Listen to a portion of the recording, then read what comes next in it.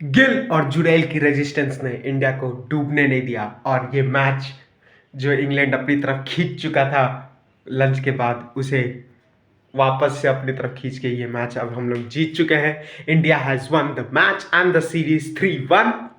उसका सारा श्रेय इस मैच में स्पेशली कमबैक का एक इंसान को जाता है, champion batter, the wicket keeper, अपना पहला सीरीज खेलते हुए, सेकंड मैच खेलते हुए ध्रुव जुरैल को। जी हाँ, पहले इनिंग्स में 90 रन बना के 353 का इतने क्लोज पहुंचाना, 46 का सेव डेफिसिट रखना, 90 रन की वो शानदार पारी, उसके बाद जिसमें 4 छक्के थे उसमें अटैकिंग शॉट्स प्लस डिफेंसिव सबका मुजाहरा ध्रुव जुरैल ने दे चुके थे। उसी को कंटिन्यू करते हुए आज जब लंच के बाद 2 विकेट लगातार गिरने के बाद जब उनकी सबसे ज़्यादा ज़रूरत थी, he played an absolutely fantastic knock. 39 run की सिर्फ इनिंग्स, 39 रन की इनिंग्स के लिए, लेकिन वो 90-100 रन से ज़्यादा का महत्व रखता था क्योंकि सिचुएशन इतना डिमांडिंग था। और गिल के साथ मिलके इन दोनों ने कंप्लीटली 72 रन के पार्टनरशिप को, और इंडिया को एक टाइम पे जो लग रहा था इंग्लैंड कहीं गेम में वापस आके यहाँ से भी हरा ना दे, तो उसका जो ये प्लान से आया था इंग्लैंड, सबको निस्तनाबूद किया और दे मेड श्योर कि अब हम लोग गेम जीते and they stayed till the end and one us the match.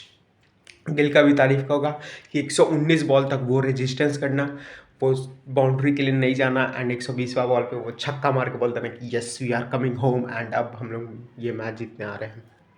उसके बाद एक और छक्का एंड उसके बाद तो तय था कि इंडिया ये मैच जीत रही है। और दोनों के सोच समझ की बल्लेबाजी के कारण, जहाँ पे सिंगल चाहिए वहाँ सिंगल्स लेना, डिफेंड करना, इन सब के कारण इंडिया अब ये मैच जीत चुका है 3-1 से, सीरीज भी जीत चुका है।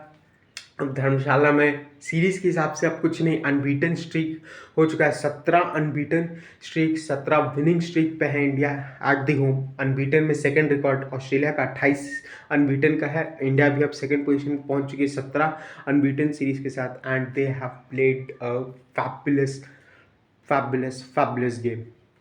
और क्या एक्साइटिंग टेस्ट मैच था भाई। आज के दिन आने में 152 रन का ट्रायल, उसके बाद पहले सेशन में 3 विकेट, फिर सेकंड सेशन में 2 विकेट। इंग्लैंड भी पूरा जान लगाया हुआ है कि ये मैच कैसे हम लोग जीत सके, लेकिन लास्ट में इंडिया की यंग ब्रिगेड ने मेक श्योर किया कि ये इंडिया मैच हारे नहीं and they one the match for for us, for themselves and they one us this for India. इसके बाद मैन ऑफ द मैच थे हमारे ध्रुव जुरैल, होना ही था क्योंकि पहले मैच में 90 से इनिंग्स में 90 से वापस लाना और अभी फिर से रन बनाना, एक्साइटमेंट हाई पे है यार, इसलिए थोड़ा क्या करें।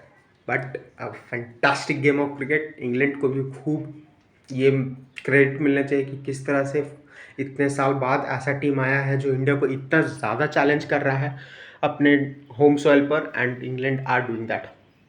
लेकिन इंडिया का इसमें फाइटिंग स्पिरिट वो देखने लायक है। सेकेंड डे में जब इतना पीछे होने के बाद इस वापस आना, अगर इंग्लैंड पहला हैदराबाद में 190 रन से पीछे होने के बाद जीत सकता है, तो सेम इंटेंसिटी का, सेम कैपेसिटी का ये भी मैच है जिसमें इतना पीछे होने के बाद 217, उसमें भी 217 तक में भी 30-40 रन के आसपास का पार्टनरशिप था यही दोनों का। तो 177 पे 5 होने के बाद, मतलब 7 हो जाने के बाद, सोचिए अभी भी 200 के लगभग का आपका लीड बचा हुआ। उसके बाद इन दोनों का ग्रेट परफॉर्मेंस, कुलदीप यादव का और ध्रुव जुरैल का, वहाँ से खींचते हुए मोमेंटम ले जाते हुए थर्ड डे में, और थर्ड डे में फैंटास्टिक टर्न अराउंड के बाद आज ये मैच जीतना, ये 190 वाले डिफीट सेट को एक तरह से बराबर कर देता है।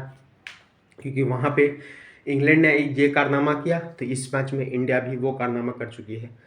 And a great great great feeling as a fan, as an Indian cricket जो देखना चाहते हैं कि अच्छा खेले and we need to win, so they have done it.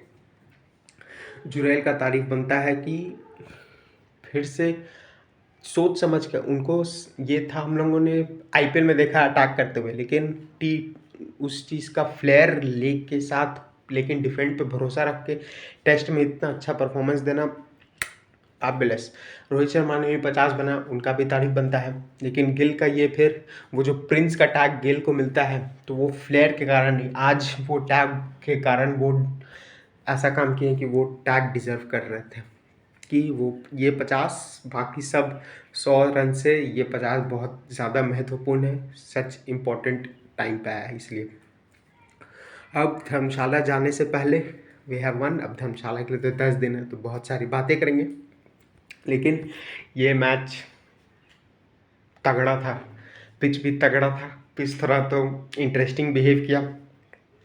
पहले दिन आपको याद होगा तो 5 विकेट लेना पहले ही सेशन में, उसके बाद इतना लंबा पार्टनरशिप होना, फिर सेकेंड डे में 4 विकेट सुबह सुबह निकलना, उसके बाद इंडिया का सेकेंड और थर्ड सेशन में विकेट गिर जाना, इंग्लैंड का वापस गेम में आना, फिर इंडिया का चढ़ के वापस उनको दबाना, फिर आज इंग्लैंड का वापस गेम में आना और 5 विकेट और इंडिया को दबाव में डालना, फिर लास्ट में इंडिया का काउंटर पंच। इतना ट्विस्ट एंड टर्न के साथ ये सीरीज़ हो रहा है एंड बेसबॉल का वो अप्रोच सीरीज़ को एक्साइटिंग तो बनाता ही है, लेकिन एक और स्टार्ट है कि ये पहला सीरीज़ है जो बेसबॉल मतलब ब्रेंडन मैकलम और स्टोक्स की मेज़बानी में इंग्लैंड हारी है। इससे पहले ड्रॉ हुआ है सीरीज़, एशेज भी ड्रॉ हुआ है, लेकिन हारी है ये पहला सीरीज़ इंडिया में बेसबॉल नहीं चल रहा।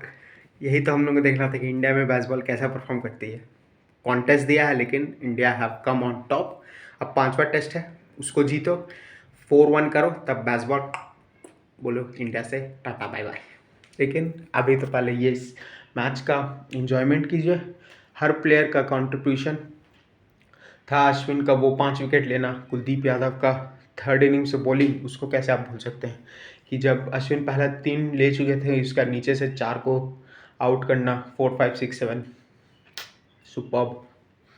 नेक्स्ट फिर आपका आकाशदीप का इतना बेहतरीन डेब्यू, 3 विकेट, शुरुआत में ही जैक क्रॉली पहले इनिंग्स में तीनों टॉप ऑर्डर बल्लेबाजों को आउट करना, it take something special performance. आपका डेब्यू पे इतना अच्छा performance and you deserve to win, to be here.